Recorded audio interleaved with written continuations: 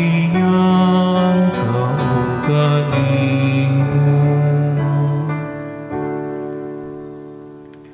Matarong ang pulong sa Ginoo,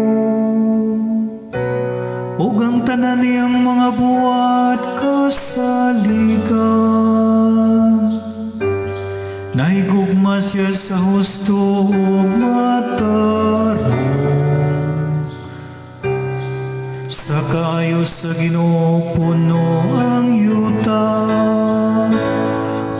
Bunahan ang nasud nga gipili sa Ginoo, na iyang kaugalingon.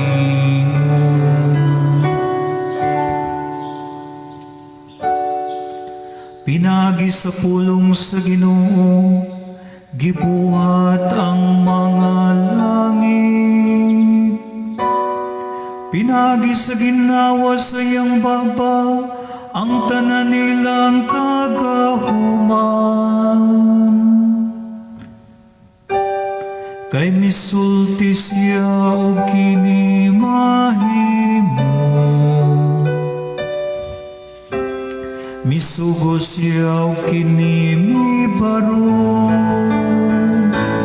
Bulan ang nasud nga gipili sa Ginoo, nga iyang kaugalingon.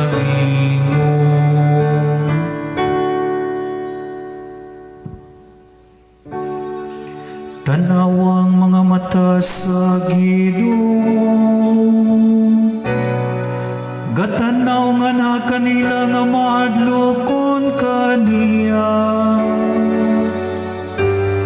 Kanila nga nagalawom sa iyang kaluoy, aron pagpalingkawas kanila sa kamatayon, o pag-amping kanila bisan pa sa gutom.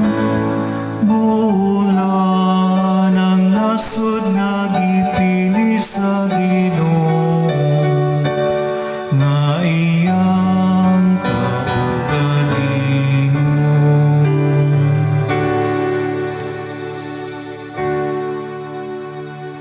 Ang atong kalag nagapaabot sa Ginoo, nga mao ang atong hinabang ug atong panalipod. Ang imong kaluoy o Ginoo, maniaunta ka namo nga nagabutang sa among paglaom diha kanimo.